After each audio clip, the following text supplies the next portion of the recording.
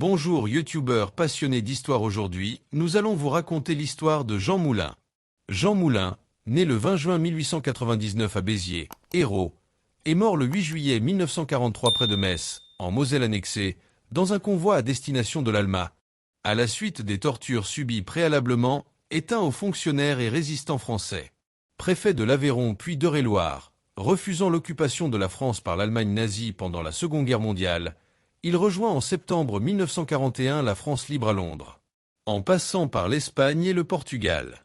Il est reçu par le général de Gaulle, à qui il fait un compte-rendu de l'état de la résistance en France et de ses besoins, notamment financiers et en armement. Envoyé à Lyon par le général de Gaulle pour réunir les principaux mouvements de la résistance française, il crée et dirige le Conseil national de la résistance.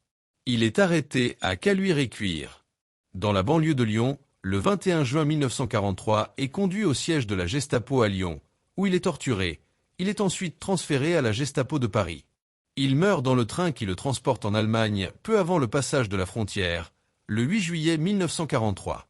Considéré comme l'un des principaux héros de la résistance, il est fait compagnon de la Libération en 1942, nommé général de brigade à titre posthume lors de la Libération, puis général de division en 1946. Un cénotaphe lui est dédié au Panthéon. Son corps n'ayant jamais été identifié avec certitude, l'urne qui s'y trouve ne contient que les cendres présumées de Jean Moulin. Jean-Pierre Moulin, né au 6 rue d'Alsace à Béziers, fils d'Antoine-Émile Moulin, professeur d'histoire-géographie au collège Henri IV dans cette ville, et de Blanche-Élisabeth Pegg. Il est le petit-fils d'un insurgé. Antoine-Émile Moulin est un enseignant laïque au Grand Collège de la ville, partie intégrante du lycée Henri IV, ainsi qu'à l'Université populaire, et il est franc-maçon à la Loge Action Sociale 6. Son fils, Jean, est baptisé le 6 août 1899 par le père Guigue en l'église Saint-Vincent de Saint-Andiol. Il passe une enfance paisible en compagnie de sa sœur Laure et de son frère Joseph, qui meurt d'une maladie en 1907, et s'adonne à sa passion pour le dessin, où il excelle au point de pouvoir vendre dessins, aquarelles ou caricatures à des journaux, ce qui ne plaisait pas à son père. Au lycée Henri IV de Béziers, il est un élève moyen qui fait preuve d'un talent particulier pour la caricature et les belles-lettres. Plus tard, dans la lignée de son père élu conseiller général de l'Hérault en 1913 sous la bannière radicale socialiste, Jean Moulin se forge de profondes convictions républicaines, suivant avec assiduité la vie politique nationale. En 1917, il s'inscrit à la faculté de droit et sciences politiques de Montpellier, où il n'est pas un étudiant brillant. Grâce à l'entregent de son père conseiller général, il est nommé attaché au cabinet du préfet de l'Hérault sous la présidence de Raymond Poincaré. Quittant son milieu familial, il se met à fréquenter des artistes, se passionne pour les voitures de sport, les beaux vêtements et le ski.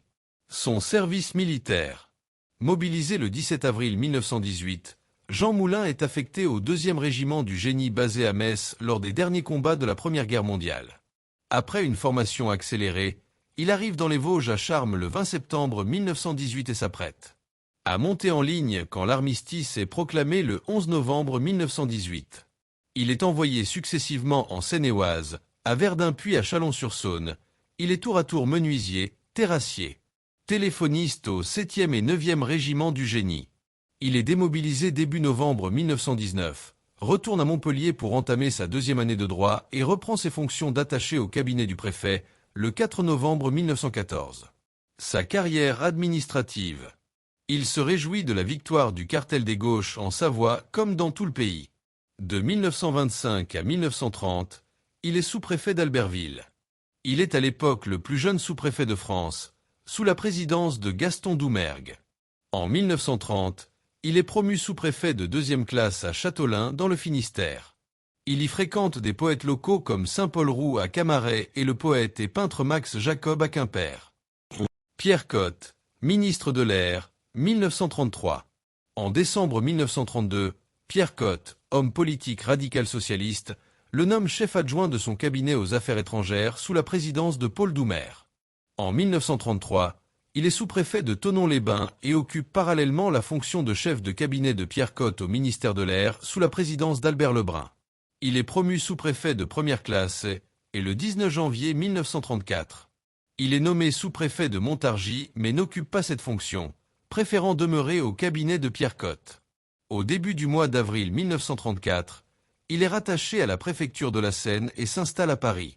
Le 1er juillet 1934, il prend ses fonctions de secrétaire général de la préfecture de la Somme, à Amiens, auprès du préfet André Joson, qu'il remplace régulièrement en raison de son état de santé 18, fonction qu'il va quitter 2 ans plus tard en juin 1936.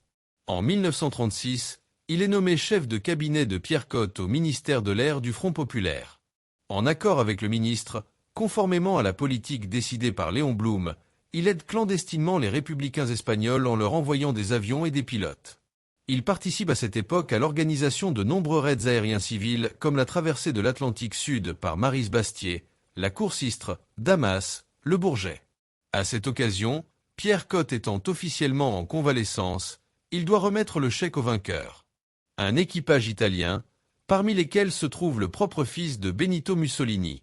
Au dire de sa sœur Laure, Jean était très embarrassé d'avoir à recevoir et à féliciter les lauréats italiens, alors qu'il était résolument antifasciste.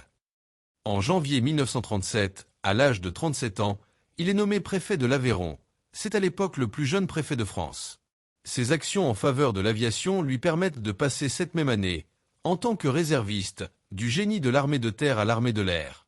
Armée officiellement créée à compter de juin 1934 et soumise à l'autorité du ministre de l'Air, structure mise en place à compter de 1928. Il est affecté à partir de février 1937 à la base de Marignane avec le grade de caporal-chef, mars 1937, puis en février 1938 au bataillon de l'air numéro 117 basé à Issy-les-Moulineaux. Il est nommé sergent de réserve le 10 décembre 1938. Nous vous remercions d'avoir regardé notre reportage. Et à bientôt.